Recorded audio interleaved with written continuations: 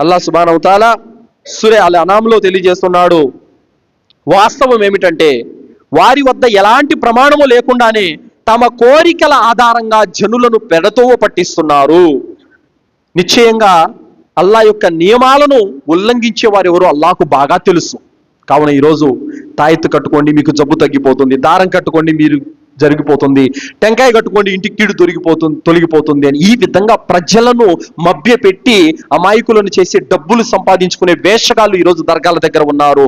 అలాంటి వారి మాయలో మీరు పడకండి, అలాంటి వారి యొక్క అజ్ఞానంలో మీరు చిక్కుకోకండి, మీ పరలోకాన్ని పాడు చేసుకోకండి. సోదరులారా, ప్రవక్త ముహమ్మద్ సల్లల్లాహు అలైహి వసల్లం వారు నేర్పించి వెళ్ళినదే అసలు సిసలైనటువంటి ఇస్లాం ధర్మం.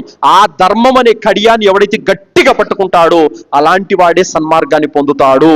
అలా కాకుండా పగటి వేషగాళ్ళ మాటలు విన్నారంటే గనక తప్పకుండా మీరు దారి తప్పుతారు.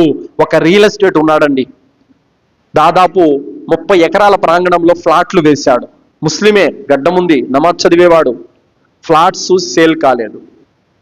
సేల్ కాలేదని చెప్పేసి ఒక దర్గా ముజావర్ దగ్గరికి వెళితే ఆ దౌర్భాగ్యుడు అర్ధరాత్రి పూట అక్కడ పూజలు నిర్వహించాడు.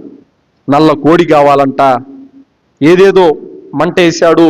అక్కడికి వెళ్ళి మేము చూసిన తర్వాత చాలా బాధపడ్డాం, తౌబా చేసుకోమని చెప్పాం ఆ వ్యక్తి రియల్ ఎస్టేట్కి.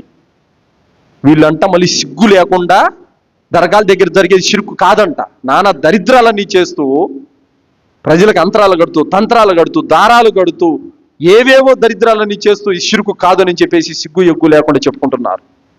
అస్తగ్ఫిరుల్లాహ్, అల్లాహ్ క్షమించాలి. కావున సోదరులారా, ముస్లిములు చెబుతున్న మాట ఏంటంటే ముస్లిములు అజ్ఞానులు కాదు, జ్ఞానులుగా ఉండాలి. ముస్లిములు చీకటిలో ఉండకూడదు, వెలుగులోకి రావాలి.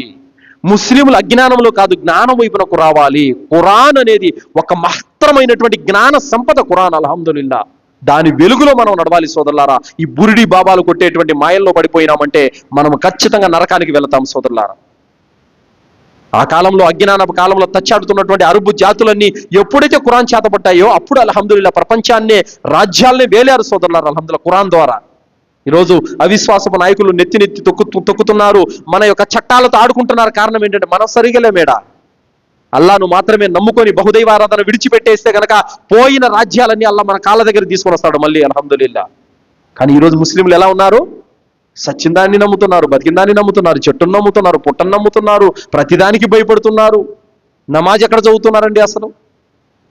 సో కావున ఇంత అవిధేయతలో ఉన్నారు కాబట్టి అల్లా మద్దతు మనకు లేదు. మనము గనక అల్లాహకు విధేయత చూపి తౌహీద్ వైపునకు వస్తే గనక అల్లా మద్దతు ఇస్తాడు. కావున సోదరులారా, ఇస్లాం ధర్మం జ్ఞానంతో ముడిపడింది. జ్ఞానం ద్వారానే ఇస్లాం డెవలప్ అయింది.